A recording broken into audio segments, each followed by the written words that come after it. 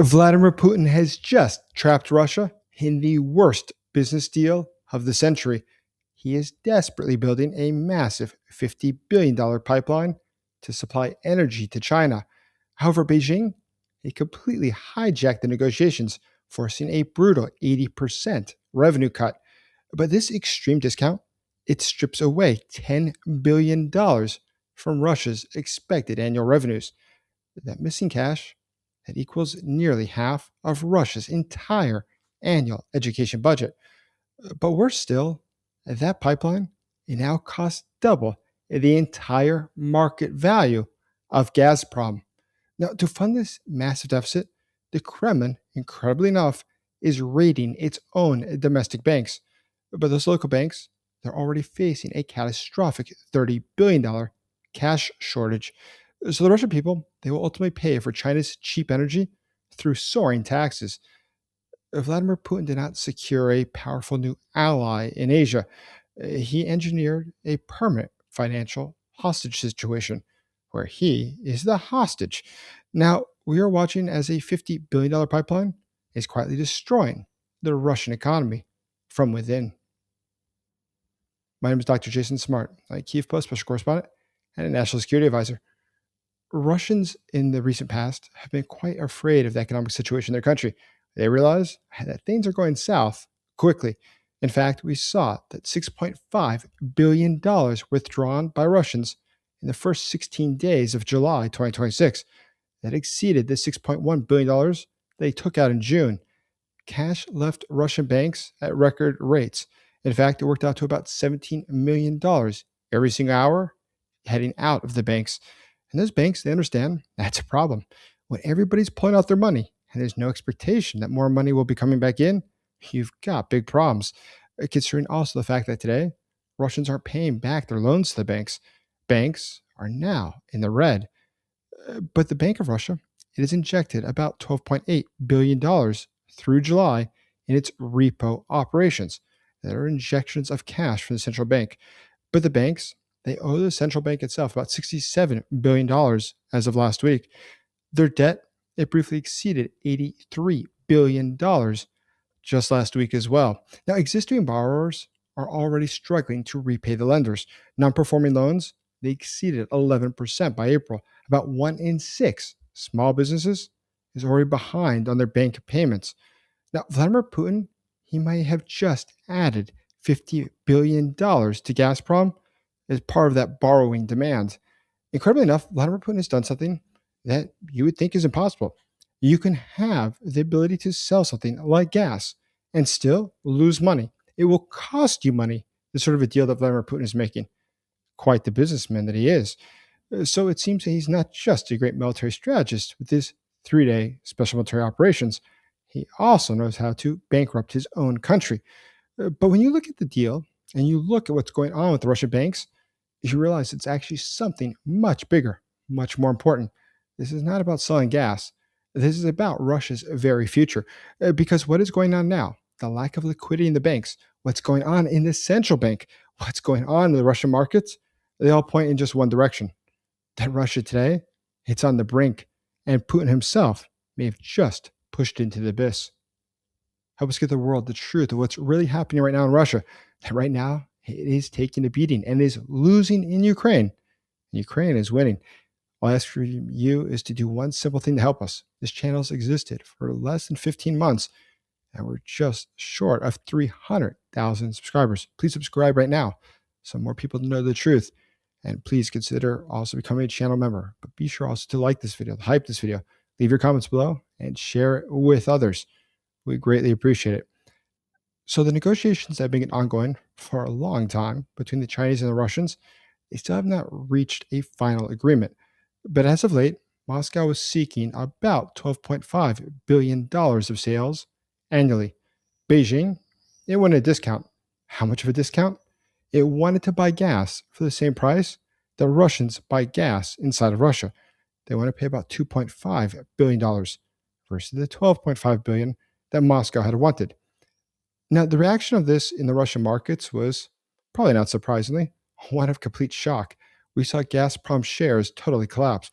Gazprom fell 14.9% between July 14th and July 18th.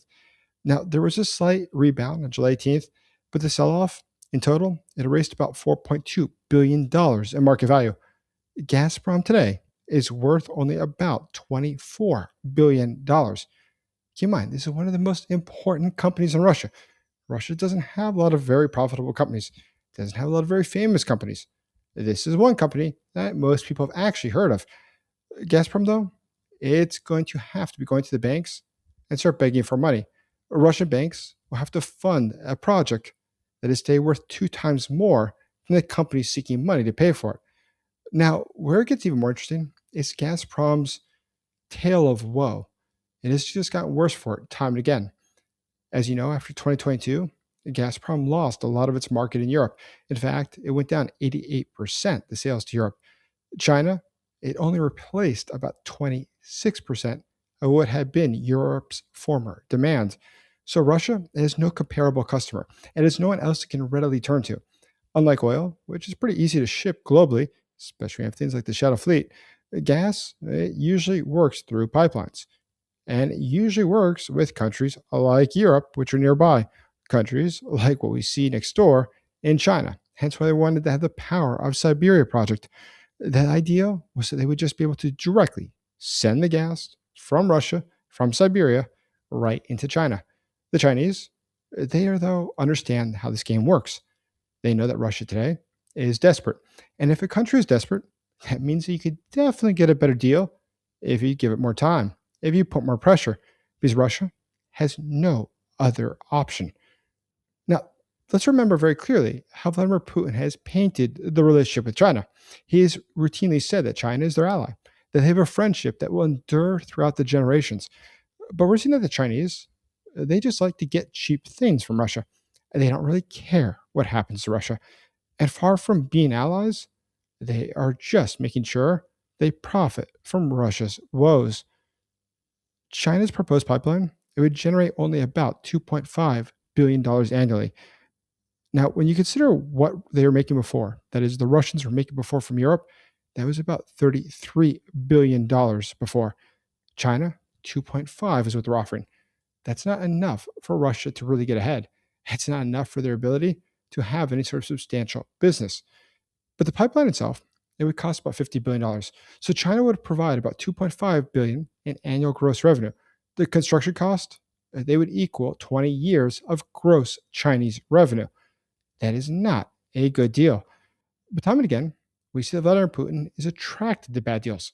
He's attracted to options that will, in fact, make everything worse for him.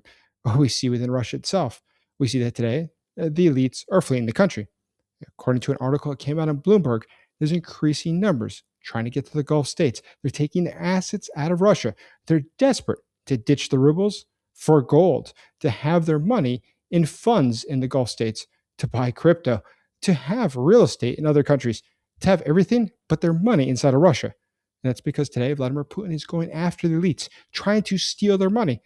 Because today, where else will Russia get the money? It can't depend on oil and gas. It cannot depend on things, even like their shadow fleet. We've seen today that the Ukrainians are quite adept at sinking the shadow fleet, attacking anything that moves. Within Russia itself, incredibly, a country that prides itself in how strong it is because it has oil and gas. But today there's a lack of gasoline. Today there's a lack of aviation fuel. Today, 1 in 3 airplanes in Russia doesn't take off. We've seen the entire industry of civilian airliners. Well, today they're not going anywhere due to both the lack of fuel as well as to a lack of parts.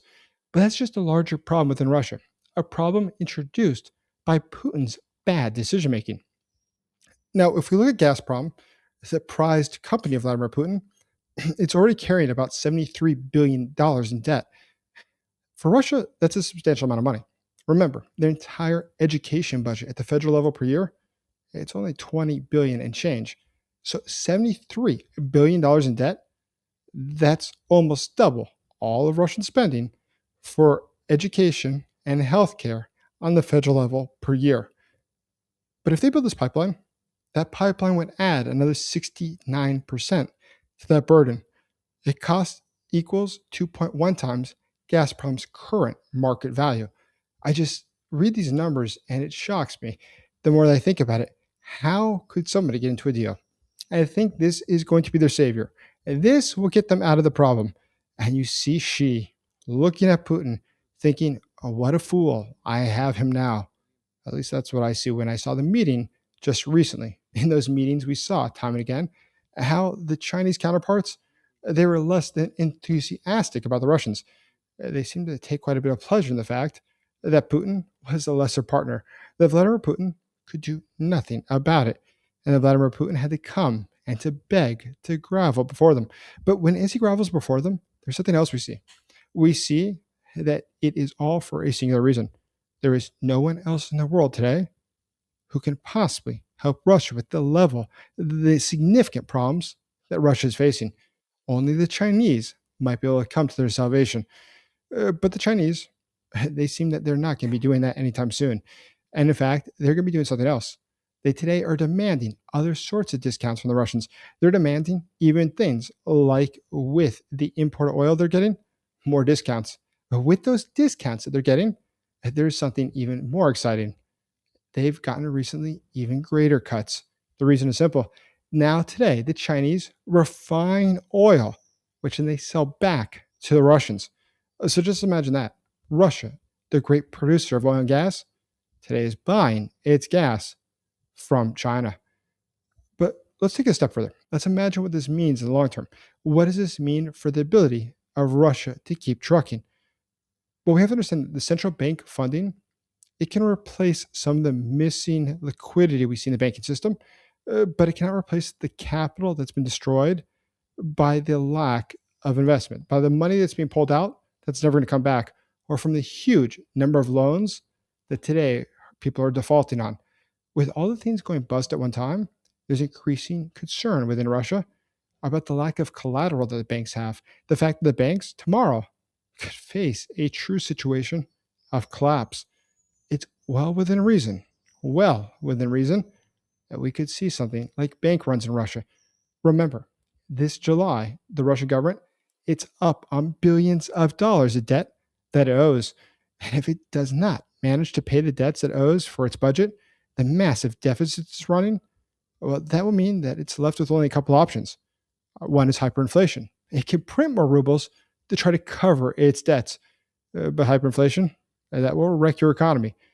Another option is it could just default. But if it defaults, everything else defaults. Because with it, we will also see the banking system begin to collapse. And as that banking system collapses, there goes the savings for all of Russia. Russia itself is in a situation that is simply untenable. Today, the government is running up debts that it cannot afford. Its only profitable companies are no longer profitable. And in fact, the biggest companies are being forced into deals that itself might make it go bankrupt. Vladimir Putin, time and again, has proven that he is less than a master strategist. Vladimir Putin is a terrorist to the Russian economy, as he is to the rest of the world. When we look at what comes next, we can expect the Russian government is going to institute a number of new taxes in the very short term. Those new taxes, it's hoped, will raise more money. But today, we are watching as more companies are going bankrupt in Russia at such a fast rate. In fact, it's 3.5 times higher than it was just last year. Bankruptcy and insolvency are two words you hear a lot when you read the Russian press. You see a lot of concern. That's not an outlier. That's just called another day at work. So when Russia is facing a situation like this, a situation that is getting worse by the day, how will Putin handle this? How can he get the show back on the road? The fact of the matter is, there's nothing he can do. Russia's put itself in this situation through one bad mistake after another, one strategic error after another. And today, we're watching as Putin's house of cards comes tumbling down. Check out this video, and you'll see why that's going to be a big explosion. As always, thank you for supporting Ukraine.